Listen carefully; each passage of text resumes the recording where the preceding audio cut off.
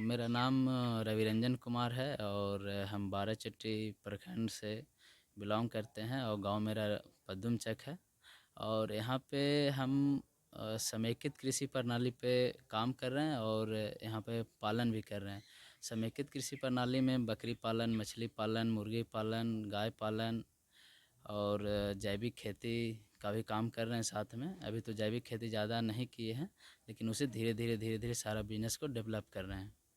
कब से कर रहे हैं ये बिजनेस हम लगभग 2019 से कर रहे हैं, समेकित कृषि प्रणाली का काम। 2019 से धीरे धीरे एक एक बिजनेस करके स्टार्ट कर रहे हैं। मछली पालन, मुर्गी पालन, बकरी पालन और सारा चीज़ अभी धीरे धीरे स्टार्ट है और चल भी रहा है। क्या उत्पादन होता है? उत्पादन अभी मछली का मेरा जो दो, एक तालाब एक टैंक से जो उत्पादन है वो लगभग 6 महीना का जो प्रोडक्शन होता है वो 6 से 7 कुंटल तक होता है। तालाब में? तालाब में लगभग वही 2 कुंटल तक जाता है उत्पादन, 2 से 2.5 कुंटल तक, क्योंकि वो तालाब अभी छोटा है, 3 कट्ठा का ही तालाब है इसलिए। मुर्गी पालन भी है?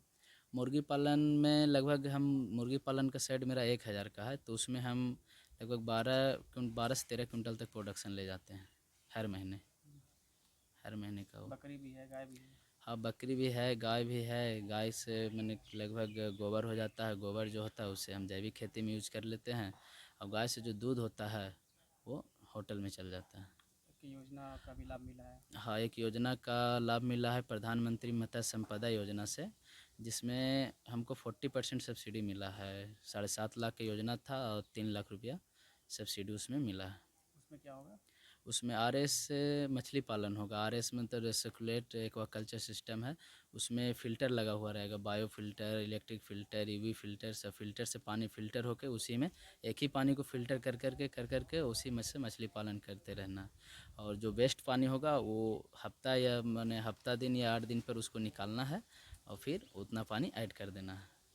क्या आमदनी वगैरह हो जाती है आपकी उससे? और उससे आमदनी का जो है सर, उसमें लगभग हो जाएगा वही 20 कुंटल तक मछली उत्पादन, तो लगभग साल का मैंने वही 6 से 7 लाख रुपया एक टैंक का इनकम है।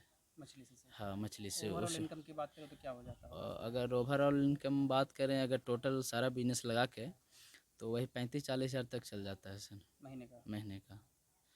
और उसके साथ साथ में मेरा एक रेस्टोरेंट भी है। हम्म। लगभग मछली जो उत्पादन होता है, होलसेलर रिटेलर जो भी है सब हम वहीं अपना रेस्टोरेंट से भी कर लेते हैं और रेस्टोरेंट में भी मेरा वही यूज होता है।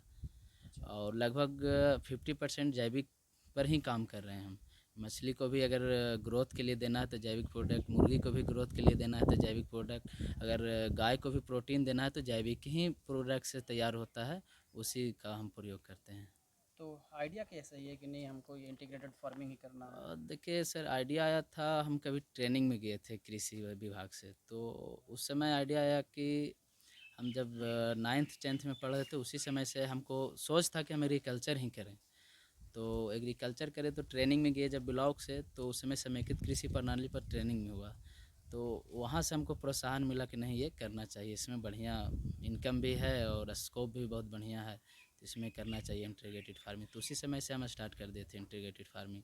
आए ट्रेनिंग से, उसके बाद सब स्टार्ट कर दिए थे।